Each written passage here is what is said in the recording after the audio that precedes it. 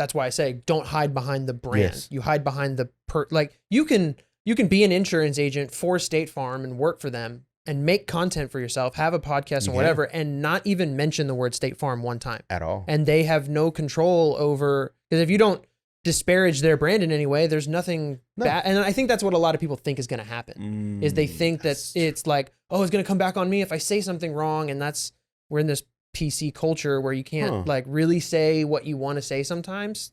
Obviously it'll get you in trouble here and there. But that's what I see a lot of people kind of saying no to in talks when I have talks with them. Like, would you want to do content like this for yourself? Like, what do you see? And a lot of people, that's what I've learned too, is talking to people. You can't ask them what they want because they don't know what they want. They don't. They don't know what they want at all. They don't. Right. And that's kind of that's where I think we become more valuable in selling what we do by diagnosing their problem and having them understand, like, this is what you need to go from here to here and get where you want to be with content. Because we're the experts, so we know what they need. Just like right now, just before we started, we closing a new client, so he didn't know anything. So I just listened. Yeah. And then after I listened, I just kind of built something for him. He's like, that's what I want. But that's as a business owners, a lot don't listen.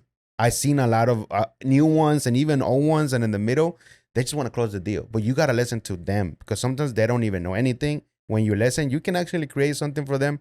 Something maybe not too big, but something in the middle that it can start to get the foot in the door. Right. Then while they're here, they're going to see like, oh, I want green screen. I want this. I want. Okay, now I can customize something like this. Yeah. That's what he said. Yeah, it happens to me a lot too. Like people will come and they'll be like, yeah, I have this idea for this thing that I want to do for like my bit. And I'm like, okay.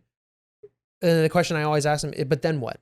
And then what? What do you do with it? What I mean, you post it on your Facebook page, your Instagram, your TikTok, and then what? What happens after that? How do you keep that ball and that momentum rolling with that project that you have?